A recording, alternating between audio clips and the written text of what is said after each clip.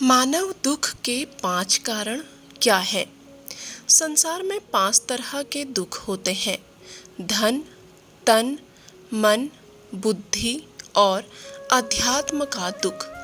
आध्यात्मिक दुख है खुद को न जान पाना। आम आदमी जिंदगी को आध्यात्मिक नजर से नहीं देखता, इसीलिए उसे इस दुख का पता नहीं चलता। गीता के अनुसार सबसे बड़ा पाप क्या है? जीवन हत्या सबसे बड़ा पाप है। अनावश्यक हरे भरे पेड़ों को काटना भी पाप है। मृत्यु के बारे में गीता में क्या लिखा है?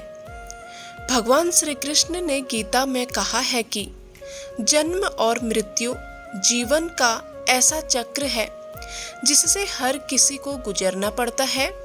इसलिए संसार में जिसने जन्म लिया है उसकी मृत्यु भी निश्चित है और यह अटल सत्य है। गीता में लिखा है कि मृत्यु के बाद केवल शरीर नष्ट होता है, लेकिन आत्मा कभी नहीं मरती। गीता में समय के बारे में क्या लिखा है? गीता में श्री कृष्ण कहते हैं कि श्रेष्ठ समय के लिए बुरे समय से लड़ना पड़ता है। इसलिए बुरा समय आने पर व्यक्ति को कभी भी धैर्य नहीं खोना चाहिए। मृत्यु के बाद जीवन के बारे में भगवत गीता क्या कहती है? भगवत गीता में कृष्ण सिखाते हैं कि केवल शरीर को ही मारा जा सकता है। आत्मा अमर है। मृत्यु के समय आत्मा दूसरे शरीर में पुनर्जन्म लेती है। या जो लोग सच्ची शिक्षाओं को पूरी तरह से समझ चुके हैं वे मुक्ति या विलुप्ति प्राप्त करते हैं, अर्थात पुनर्जन्म के चक्र से मुक्ति। हमें भगवत गीता से क्या सीखना चाहिए?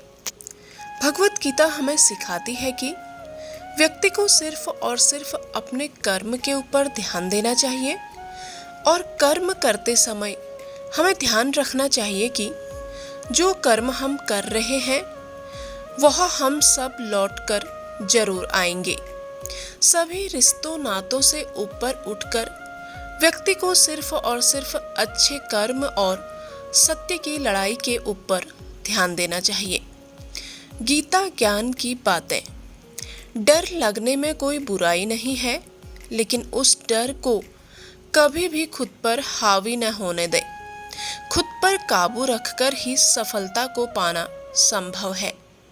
व्यक्ति का मस्तिष्क तभी तक उसका मित्र है जब तक वह उसके नियंत्रण में है।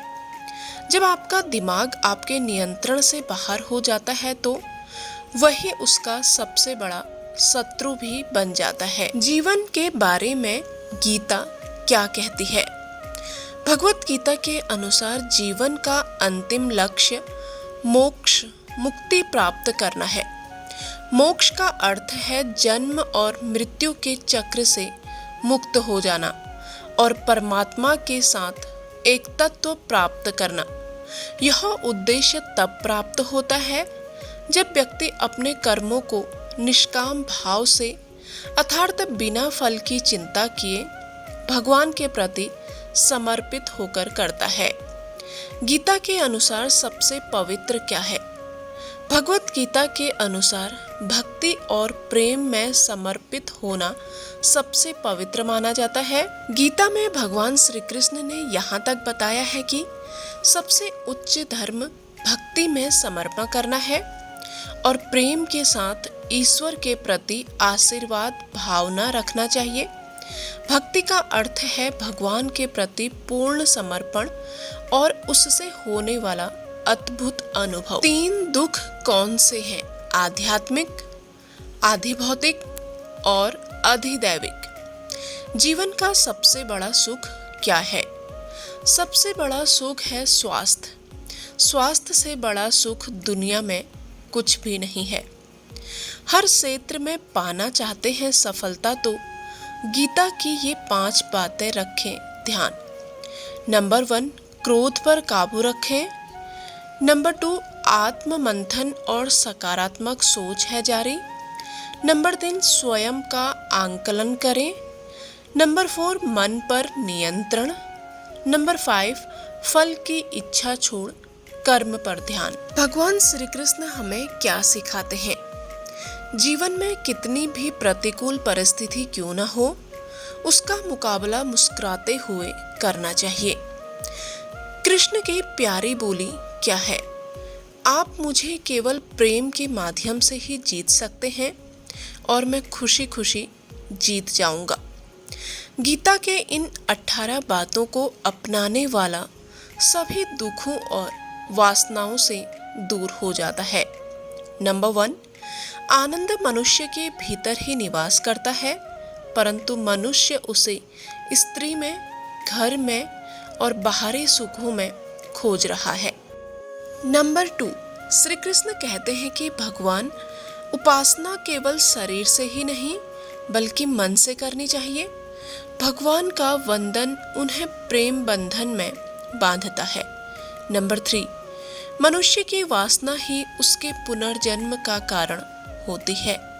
नंबर 4, इंद्रियों के अधीन होने से मनुष्य के जीवन में विकार और परेशानियां आती हैं। नंबर 5, संयम यानी धैर्य, सदाचार, स्नेह और सेवा जैसे गुण सत्संग के बिना नहीं आते हैं। नंबर 6, श्री कृष्ण कहते हैं कि मनुष्य को वस्त्र बदलने की आवश्यकता नहीं है, आवश्यकता हृदय परिवर्तन की है। नंबर 7, जवानी में जिसने ज्यादा पाप किए हैं उसे बुढ़ापे में नींद नहीं आती। नंबर 8, भगवान ने जिसे संपत्ति दी है उसे गाय अवश्य रखनी चाहिए। नंबर 9, जुआ, मदिरापन, पर स्त्रीगमन, हिंसा, असत्य, मद, आसक्ति और निर्दयता, इन सब में कलयुग का वास होता है। नंबर 10, अधिकारी शिष्य को अच्छा गुरु अवश्य मिलता है। नंबर 11, श्री कृष्ण कहते हैं कि मनुष्य को अपने मन को बार बार समझाना चाहिए कि ईश्वर के सिवाय उसका कोई नहीं है। साथ ही यह विचार करना चाहिए कि उसका कोई नहीं है, साथ ही वह किसी का नहीं है। नंबर 12, भोग में क्षणिक सुख है, साथ ही त्याग में स्थायी आनंद है। नंबर 13, श्री कृष्ण कहते हैं कि सत्संग ईश्वर की कृपा से मिलता है, परंतु कुसंगति में पड़ना मनुष्य के अपने ही हाथों में है। नंबर 14, लोभ और ममता पाप के माता पिता हैं, साथ ही लोभ पाप का बाप है। नंबर 15, श्री कृष्ण कहते हैं कि स्त्री का धर्म है कि रोज तुलसी और पार्वती का पूजन करे। नंबर 16, मनुष्य को अपने मन और बुद्धि पर विश्वास नहीं करना चाहिए, क्योंकि ये बार बार मनुष्य को दगा देते हैं। खुद को निर्दोष मानना बहुत बड़ा दोष है। नंबर 17, यदि पति पत्नी को पवित्र जीवन बिताएं तो भगवान पुत्र के रूप में उनके घर आने की इच्छा रखते हैं। नंबर 18, भगवान इन सभी कसौटियों पर कसकर जांच परख कर ही मनुष्य को अपनाते हैं।